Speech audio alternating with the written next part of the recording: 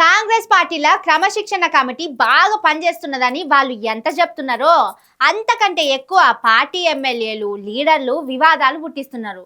సొంత పార్టీలనే గందరగోళం పుట్టిస్తున్నారు.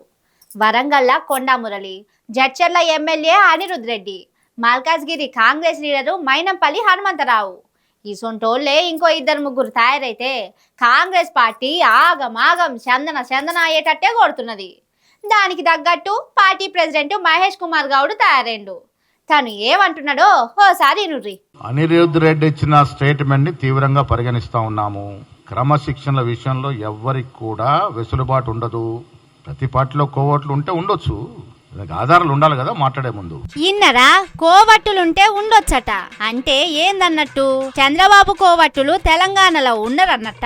అనిరుద్ రెడ్డి చెప్పినట్టు కాంట్రాక్టులు, కమిషన్లు, హైదరాబాద్ దందాలన్నీ వాళ్ళకే ఇచ్చి ఉండొచ్చు అన్నట్టు చెప్తున్నాడా? సొంత పార్టీ ఎమ్మెల్యే అంత పెద్ద మాట అంటే తన వ్యాఖ్యలు తీవ్రంగా పరిగణిస్తామంటున్నాడు గాని ఆ కోవట్టులు ఎవరో తెలుసుకొని వాళ్ళను ఇక్కడ నుంచి తరిమేసే ఉపాయం చేస్తామని మాత్రం అంటలేడు. అంటే అనిరుద్ రెడ్డి చెప్పిన మాటలకు ఇల్వయ్యరన్నట్టే కదా. ఇల్వయ్యకపోడు కాదు, తన మీదనే చర్యలు తీసుకునేందుకు తన కామెంట్లను తీవ్రంగా పరిగణిస్తాం అంటున్నాడు.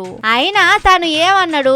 చంద్రబాబు కోవట్టులు తెలంగాణలో పని చేస్తున్నారు, ఇక్కడోళ్లకు అన్యాయం జరుగుతున్నది, వాళ్ళకి ఇచ్చే సౌకర్యాలు మర్యాదలు బంద్ చేస్తే వాళ్ళే దారికొస్తారన్నట్టు మాట్లాడిండు. దాంట్లో తప్పే ఉన్నది? కోవట్టులు ఉన్నరా? ఉంటే ఎవరు వాళ్ళు అని అనిరుద్ రెడ్డిని అడిగితే చెప్తాడు కదా.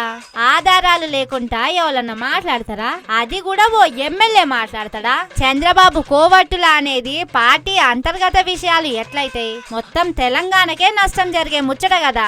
అసొంటప్పుడు మొత్తం కాంట్రాక్టు వ్యవస్థను ప్రక్షాళన చేయకుండా అనిరుద్ రెడ్డి మీద చర్యలు తీసుకుంటాం అనుడేంది అని అంటున్నారట జడ్చర్ల నియోజకవర్గ పబ్లిక్.